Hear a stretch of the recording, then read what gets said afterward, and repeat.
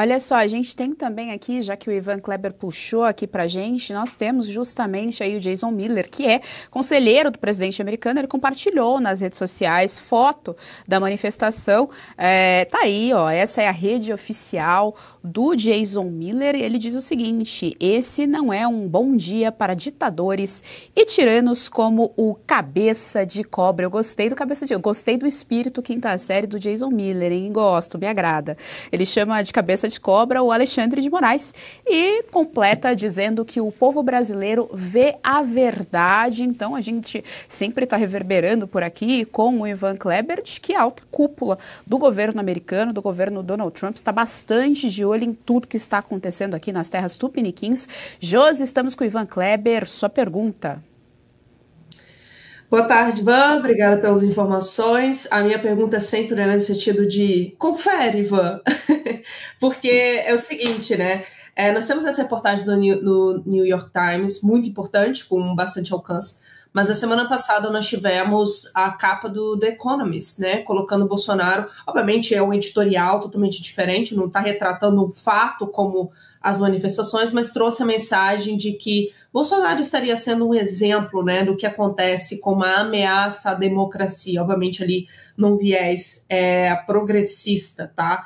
Eu acho que essa reportagem do New York Times, ela vem trazendo um acúmulo de percepção ao longo dos meses. Por que eu falo isso? Eu gostaria que você explicasse isso para a gente em relação ao alinhamento do governo brasileiro, do Brasil, em relação às ditaduras, principalmente na América Latina, e também essa força e posicionamento claro do governo Trump em relação ao narcotráfico na América Latina, né? Como a gente já discutiu aqui antes, ao intuito de cortar o Brasil primeiro, em relação a essa imposição, ao mesmo tempo que faz esse trabalho contra o narcotráfico na América Latina, exemplo que a gente está vendo ali no litoral da Venezuela. Então, eu gostaria que você confirmasse essa percepção de a população dos Estados Unidos, né, os entes dos Estados Unidos estão percebendo isso como um trabalho em conjunto de tanto brasileiro estar apoiando essa, não chamamos de intervenção, mas esse trabalho que os Estados Unidos está fazendo, ajudando, né, quanto em relação ao trabalho total na América Latina. Eu gostaria de confirmar essa percepção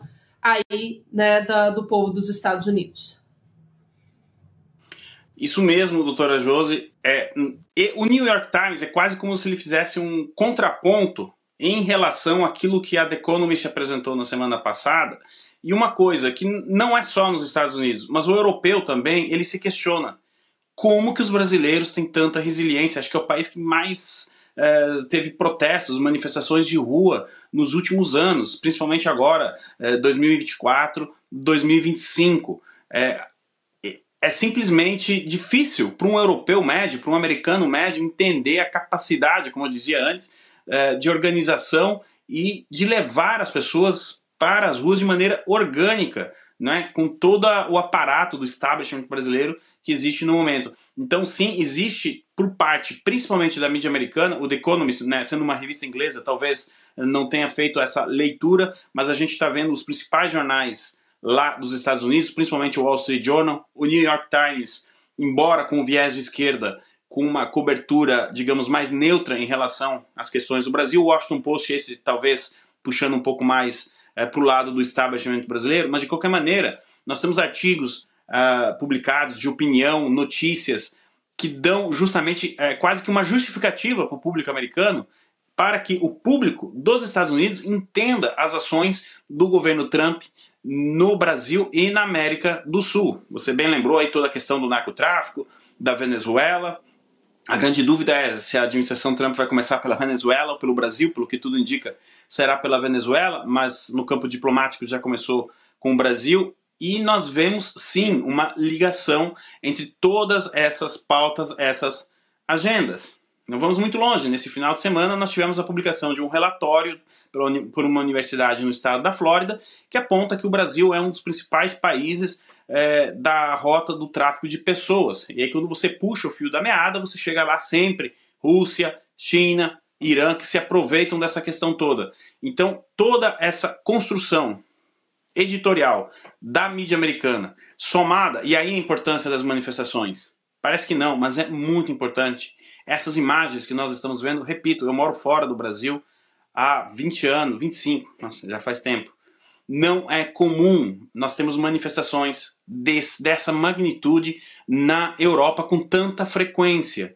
Então, por um lado, casando com a pergunta da doutora Fabi, a missão da manifestação ela é entregue. E, ao mesmo tempo, a gente tem toda essa explicação com o desenho para o público americano para que justamente justifique as ações do governo Trump na América Latina. Não muito...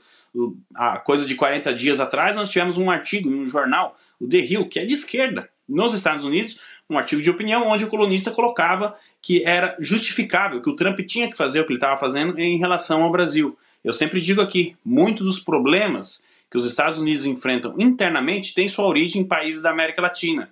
E a administração Trump é, nesse caso, um mérito talvez um pouco aí, maior do secretário de Estado Marco Rubio. Eles entenderam que é preciso combater a raiz dos problemas. E é por isso que a gente está vendo também essa política tão importante dos Estados Unidos em relação à América Latina. Josiane, eu devolvo para você.